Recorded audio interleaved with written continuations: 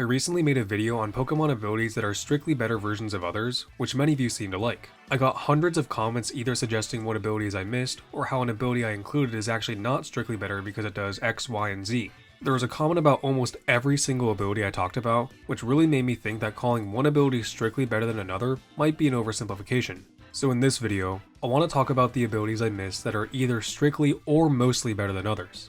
I say mostly better, meaning that 95% of the time, one ability is better than the other, but it is not quite a proper subset, so it cannot be considered strictly better. But first, let me address where I was wrong in the first video.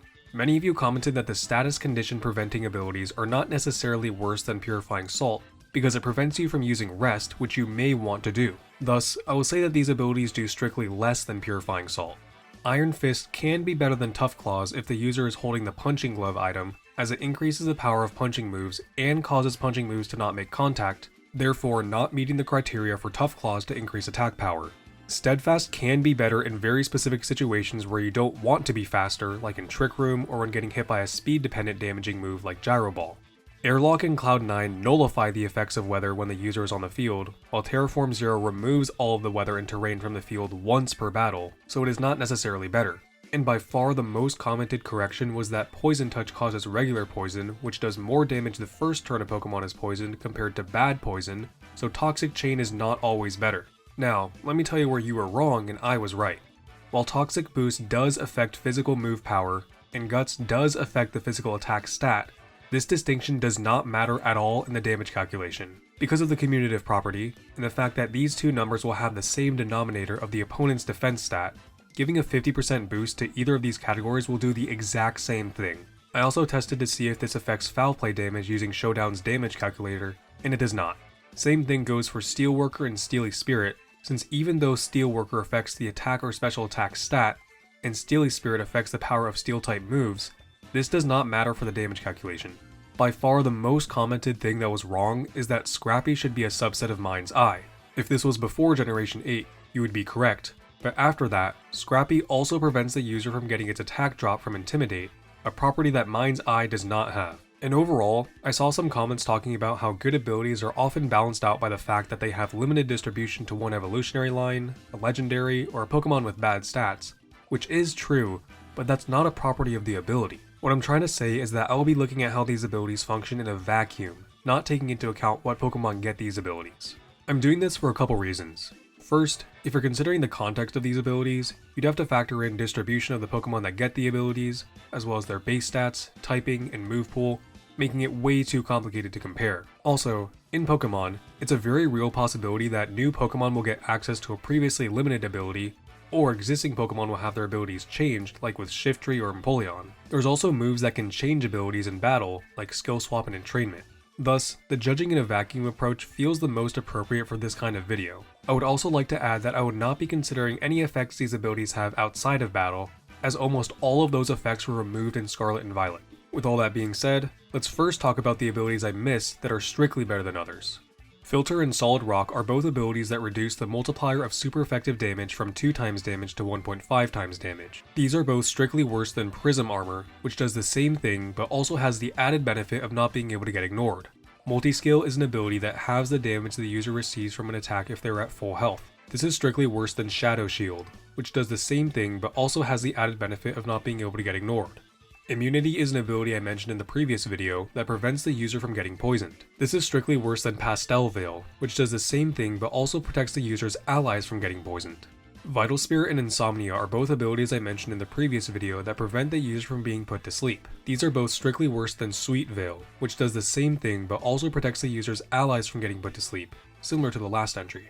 Suction Cups is an ability that prevents the user from getting forcibly switched out of battle by another Pokemon's move or item. This is strictly worse than Guard Dog, which does the same thing but also raises the user's attack stat instead of lowering when affected by an opponent's Intimidate. Mycelium Might is the signature ability of Toedscool and Toedscruel, which allows the user's status moves to ignore the ability of the target at the cost of going last in the priority bracket. This is strictly worse than Mold Breaker, Turbo Blaze, and Terravolt, which allows all of the user's moves to ignore the target's ability with no drawback. You could argue that it's sometimes beneficial to go last when using a status move like Spore, since your opponent's guaranteed sleep turn will occur on the following turn instead of on the same turn, but this is a very specific situation that would only maybe make Mycelium Mite better. Water Veil is an ability I mentioned a couple times in the last video that prevents the user from getting burned. This is strictly worse than Thermal Exchange, an ability that prevents the user from getting burned and increases attack by 1 stage when getting hit by a fire type move. Magma Armor is an ability I mentioned in the previous video that prevents the user from getting frozen. This is strictly worse than Shield Dust, which protects the user from all kinds of secondary effects of moves. Since getting frozen is exclusively a secondary effect of moves, Shield Dust is always better. Unless Game Freak completely abandons all form of balance to create a status move that freezes, Shield Dust being better than Magma Armor will always hold true. This next entry might be cheating to put on here, but many of you commented it, so I've decided to include it, which is the As One abilities being a combination of either Grim Neigh and Unnerve, or Chilling Neigh and Unnerve. Both of the signature As One abilities of the Calyrex Rider forms combine Calyrex's ability with Spectrier or Glastier's abilities, making them both strictly better versions of Grim Neigh, Chilling Neigh, and Unnerve depending on the form. Intrepid Sword is the signature ability of Zacian, which increases the user's attack by 1 stage the first time it switches in. This is strictly worse than Ogerpon Hearth Flame's Embody Aspect, which increases the user's attack by 1 stage on every switch in. And before you comment that Embody Aspect is limited because Ogerpon has to be terastallized to use it, remember I am judging these abilities in a vacuum, so it doesn't matter if Ogerpon needs to be terastallized to get this ability, as that is still not a property of the ability, but rather a property of the Pokemon in its form. Keeping on this theme, next we have Dauntless Shield being strictly worse than Ogerpon Cornerstone's Embody Aspect, which increases the user's defense by 1 stage on every switch in. And that's it for abilities I missed that are strictly better than others. Now, let's look at the abilities that are mostly better than others. The first is one that many of you commented on the first video, which is Comatose mostly being a better version of all the status preventing abilities. I say mostly better because Comatose has the drawback that the user is functionally asleep, so they will still have some specific interactions, like being hit with Dream Eater, taking double damage from Hex and Wake Up Slap, and not being able to use Rest. Fluffy is an ability that halves the damage taken from contact moves at the cost of doubling damage from fire type moves. This is mostly a worse version of Fur Coat, which halves the damage of all physical moves. Technically, there are 7 special contact moves that Fluffy halves the damage of which Fur Coat does not, but for the most part, Fur Coat is better since it halves the damage of all physical moves with no drawback. Magnet Pull is an ability that prevents all opposing Steel-type Pokemon from switching. This is mostly a worse version of Arena Trap, an ability that prevents all grounded opponents from switching. And this is mostly a worse version of Shadow Tag, an ability that prevents all opposing Pokemon from switching. Now this might seem like Shadow Tag is strictly better, but it does have a drawback. Shadow Tag does not trap opposing Pokemon with Shadow Tag, but Arena Trap does trap opposing Pokemon with Arena Trap, and Magnet Pull does trap opposing Pokemon with Magnet Pull. So for example, you cannot trap an opposing Gothitelle with your own Gothitelle, but you could trap it with your own Dugtrio. Also, before you go into the comments and say that Ghost-type Pokemon are immune to Shadow Tag, Ghost-type Pokemon are immune to all forms of trapping, not just Shadow Tag. So they are also immune to Arena Trap and Magnet Pull, something that affects all of these abilities equally. For the next few entries, we have the abilities of the Generation 3 Legendaries, Groudon, Kyogre, and Rayquaza.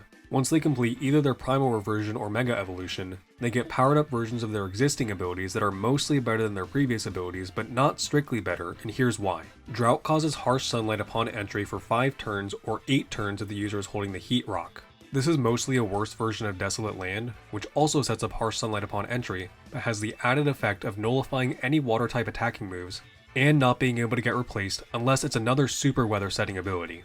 I say mostly a worse version because the Harsh Sunlight set from Desolate Land stays for as long as a user is on the field, so if the user switches out, so will that Harsh Sunlight, a property that doesn't apply to Drought.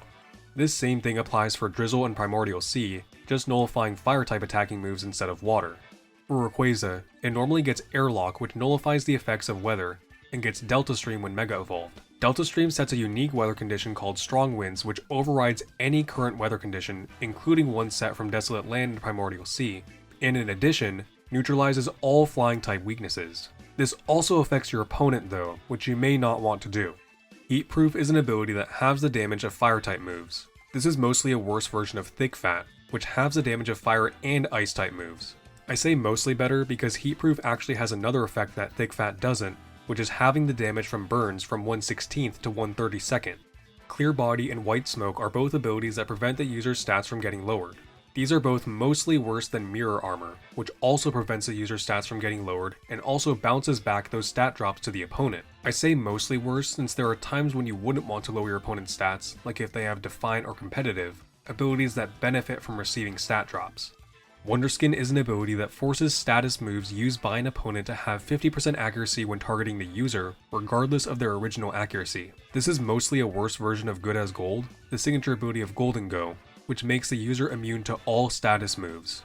I say mostly worse because there are times when you might want to get hit by a beneficial status move from your ally in doubles, like Heal Pulse and Helping Hand, which Good as Gold will block, but Wonderskin does not.